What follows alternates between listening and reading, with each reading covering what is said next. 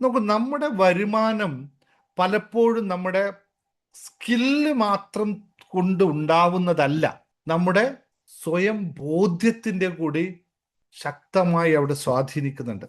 ഇപ്പം ഞാൻ ഇവിടെ തന്നെ എൻ്റെ തന്നെ ഉദാഹരണം നിങ്ങൾക്ക് എടുത്തു പറയാം. ഇപ്പം എൻ്റെ കഴിവുകളെ നിങ്ങളൊന്ന് വിശകലനം ചെയ്യുകയാണെങ്കിൽ, ഇപ്പം ഞാൻ ചെയ്തുകൊണ്ടിരിക്കുന്ന എൻ്റെ വർക്കുകളെല്ലാം, കഴിവുകളെ, ഞാൻ നേരത്തെ വൈഫ് ഇങ്ങനെ പറയണ്ടേ, ഏതൊക്കെ കാര്യങ്ങളാണോ ഞാൻ പഠിക്കാൻ പറ്റുന്നത് അതൊക്കെ ഞാൻ പഠിക്കും.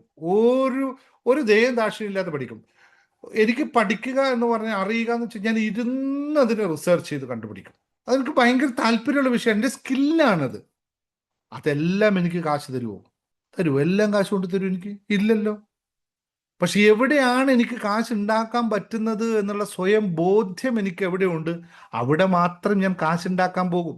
ഇപ്പൊ നോക്കൂ, നിങ്ങളിപ്പോൾ ഈ ക്ലാസ്സുകൾ ഇപ്പോൾ തരുന്നു, ഈ സമയത്ത് എനിക്ക് പെയ്ഡ് വെർഷൻ എടുക്കാമല്ലോ, എനിക്ക് കാശ് ഉണ്ടാക്കാമല്ലോ ഈ സമയത്ത്. പക്ഷെ ഇപ്പൊ ഞാൻ എന്താ ചെയ്യുന്നത്? കൂടുതൽ ആൾക്കാരിൽ എത്തുക എന്നുള്ള എൻ്റെ ആ ഒരു സത്വത്തെ, എൻ്റെ ഒറിജിനാലിറ്റിയാണ് ഞാൻ നിങ്ങൾക്ക് ഫ്രീ ആയിട്ട് ഇപ്പൊ നൽകുന്നത്. ഫ്രീ അല്ല, ഒന്നും ഫ്രീ അല്ല കേട്ടോ, ഒരു ഫ്രീ നൽകുന്നില്ല. അതാരും ചിന്തിക്കുകയും വേണ്ട.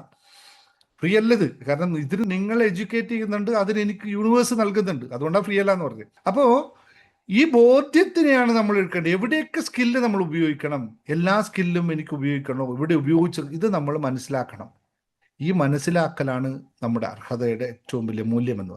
അപ്പോൾ ഇന്നത്തെ ക്ലാസ് പറയുന്നത്, നമ്മൾ എത്ര കഴിവുണ്ടായാലും നമുക്ക് നമ്മുടെ വാല്യൂ നിശ്ചയിക്കാൻ കഴിഞ്ഞില്ലെങ്കിൽ അവിടെ കുറവ് അനുഭവപ്പെടും. സാധ്യതകൾ ചോദിക്കാൻ പറ്റില്ല. ജോലിയിലാണ് പ്രൊമോഷന് ഡിമാൻഡ് ചെയ്യാൻ പറ്റില്ല. ബിസിനസ്സിന് പ്രോപ്പറായിട്ടുള്ള പേയ്മെന്റ് വരില്ല. എല്ലാം ഒന്ന് അഡ്ജസ്റ്റ് ചെയ്യും, പിന്നെ ഉള്ളിൽ വിഷമിക്കുന്ന അവസ്ഥ വരും. ഇത് ക്ലിയർ ആയോ നിങ്ങൾക്ക്?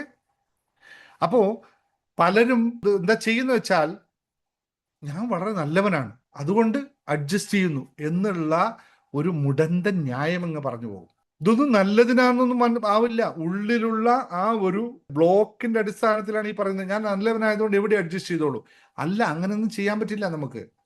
നമുക്ക് നമ്മുടെ സ്വയം ബോധ്യത്തിനനുസരിച്ച് നമ്മൾ നിൽക്കുക തന്നെ വേണം. നമ്മുടെ വില നോക്കിയിട്ട് നിൽക്കാവൂ. എല്ലായിടത്തും പോയി നിൽക്കാനുള്ളതല്ല നമുക്ക്, എല്ലായിടത്തും അഡ്ജസ്റ്റ് ചെയ്യാനും ഉള്ളതല്ല. നമുക്ക് വേണ്ടടുത്ത്, നമ്മൾ നിൽക്കേണ്ടടുത്ത് മാത്രമേ നിൽക്കാവൂ. ഈ വിഷയം നിങ്ങൾ ആരെങ്കിലും അനുഭവിച്ചിട്ടുണ്ടോ? എവിടെയെങ്കിലും നിങ്ങൾ അനുഭവിച്ചിട്ടുണ്ടോ? റിലവൻ്റായി തോന്നുന്നുണ്ടോ? ഉണ്ടെങ്കിലൊന്ന് നിങ്ങൾക്ക് തന്നെ സ്വയം ചോദിക്കുക.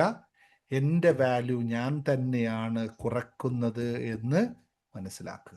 ഓരോ ദിവസവും പണിയെടുത്ത അയാൾ സന്തോഷമില്ലാതെ പോകുന്ന അവസ്ഥയാണോ വേണ്ടത്? പറഞ്ഞിട്ട് വാങ്ങിച്ചിട്ട് സന്തോഷത്തോടെ പോകുന്ന അവസ്ഥയാണോ വേണ്ടത്? ഇത് തീരുമാനിക്കുന്ന അവനവൻ തന്നെയാണ്. ഇത് ഇപ്പോൾ മുഴുവനായി നിങ്ങൾ വിശ്വസിക്കാൻ കഴിയാത്ത ആളാണെങ്കിൽ, നിങ്ങൾ ഇന്ന് മുതൽ മനസ്സിൽ ഈ സെന്റൻസ് പറഞ്ഞുകൊണ്ടേയിരിക്കുക.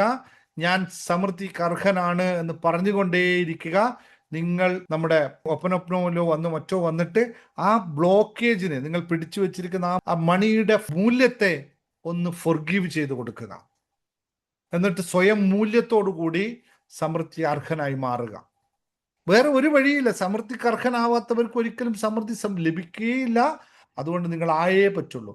അപ്പോൾ നോട്ട് പുസ്തകത്തിൽ എഴുതുക, പണം സ്വീകരിക്കുമ്പോൾ എനിക്ക് ഗിൽറ്റ് തോന്നുന്ന സാഹചര്യം ഏതാണ്, ഈ കുറ്റബോധം തോന്നുന്ന സാഹചര്യങ്ങൾ ഏതാണ് എന്ന് ഇന്നത്തെ ഹോംവർക്കായി നിങ്ങൾ എടുക്കുക.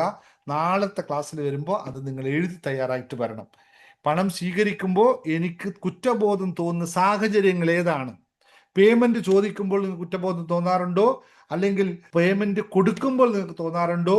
ഗിഫ്റ്റ് കിട്ടുമ്പോൾ കുറ്റബോധം തോന്നാറുണ്ടോ? സ്വന്തം ആവശ്യത്തിന് പണം ചിലവഴിക്കുമ്പോൾ നിങ്ങൾക്ക് കുറ്റബോധം തോന്നാറുണ്ടോ? കുടുംബത്തിനോട് എൻ്റെ ആവശ്യം പറയുമ്പോൾ നിങ്ങൾക്ക് കുറ്റബോധം തോന്നാറുണ്ടോ? അല്ലെങ്കിൽ ഭർത്താവിനോട് ഡേയ് ഒരു 100 രൂപ തന്നേ എന്ന് പറയുമ്പോൾ അയ്യോ എങ്ങനെയാ ചോദിക്കുക എന്ന് തോന്നാറുണ്ടോ? അല്ലെ, ലളിതമായി പറഞ്ഞതാണ്. അപ്പൊ ഇത് കണ്ടെത്തുക. കാരണം കുറ്റബോധം ഉള്ളെടുത്ത് റിസീവിങ് ബ്ലോക്ക് ഉണ്ടാകും. ഈ ലാസ്റ്റ് ഇത് എഴുതിക്കോളൂ, ശരിക്കും എഴുതുമ്പോൾ കുറ്റബോധം ഉള്ളെടുത്ത് റിസീവിങ് ബ്ലോക്ക് ഉണ്ടാകും.